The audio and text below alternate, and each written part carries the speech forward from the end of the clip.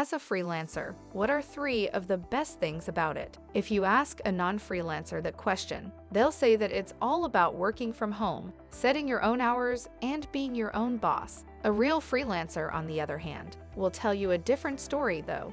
But it's not like you can work from home and be your own boss all the time. You can only work all day if you want. There are a lot of people who are freelancers. When they're not working, they're looking for new jobs or worrying that they won't have a job. If you're a freelancer, you don't have an easy time with it. One of the biggest and most important things that happen in your life is when you move from a lot of uncertainty to a more stable and predictable schedule. In order to make the move, read these tips.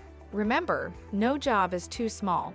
A lot of people I've worked with as a freelancer has worked with me in the past. In fact, a lot of my job can also be called freelancing, and I have a lot of good friends who write, design, and build things for money in the gig economy. There was a time when every one of those people, myself included, did something small for a client that turned out to be a big source of income. During the process of writing this article, I talked to a friend of mine about a time when he took a small $20 job because he had nothing else to do. It was a hard job, but he kept going, and it paid off. During the next 3 years, he was paid $50,000 a year by that client. He also got to know some of his favorite clients through this client. A big company isn't likely to give you a 5- or 6-figure job right away unless you're already well known as a freelancer or have a lot of good friends. Most of the time, they'll hire you for a small project, and as you show off your skills and earn their trust, you'll become their go-to freelancer. There are also a lot of clients who will only sign a $20 contract and nothing else.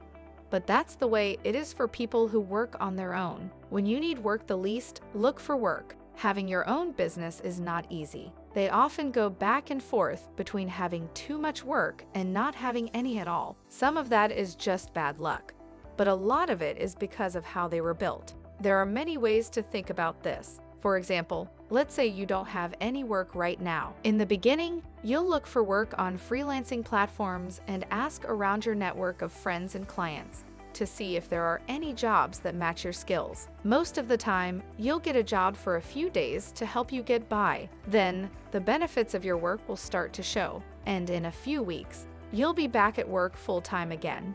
It's at this point that you stop looking for work and start focusing on your current schedule. You keep doing that until you finish everything, at which point everything is done and you start over again.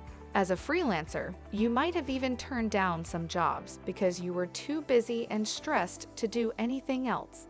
There are bounds to what a single person can do, but there's no rule against taking jobs for the future. Keep your word when you get a job offer. Even though your schedule is already very full, let them know that you can't do it right now, but that you'd be happy to do it next month or next quarter. In 30 minutes or so, look at freelancing platforms every 2 or 3 days to see what's out there.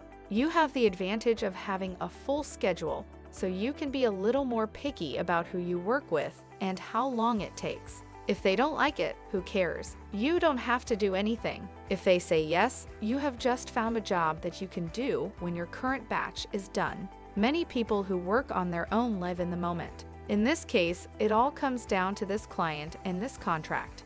There are 2 parts to this story, one about today and the other about tomorrow. But if you think more like a business and plan for the future, you can avoid these crippling dry spells. Prioritize contact. Clients want to think that you are always there, even if you aren't. There are people who know that you have other clients because you're the person who connects them to the job that needs to be done. They also have a lot of faith in you. The next time a client calls or emails, you should stop what you're doing and answer. It shows them that you're available and that you're not making them wait. They will appreciate you more, and it will also speed up the negotiation process and get things done. Many freelancers are afraid that they'll get into a pointless conversation that will just waste their time. But you're dealing with people who know what they're doing and business owners, not gossiping neighbors. Most of the time, they send a few emails and write a few lines to say what they need to say. They only care about business. It only takes a few seconds to answer quickly,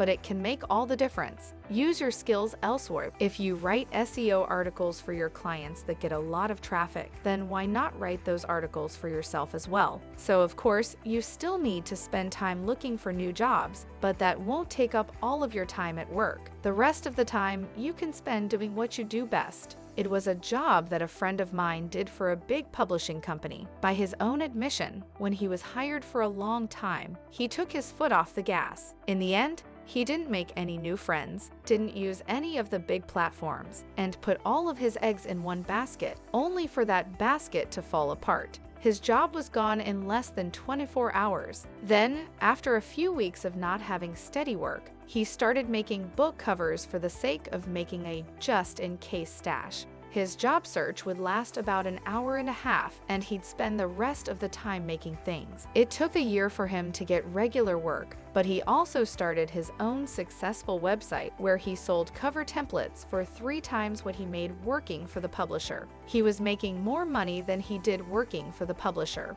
All those months of not getting paid worked out in the end. I also know of a writer who used his downtime to start a series of content sites, all of which were able to make money for him without him having to do any work. All of them made more money than his freelancing ever did. Remember why people pay you for what you do. This means that you can use this skill when you work for yourself. Whether you write SEO articles, design book covers, or build websites, this skill can be used.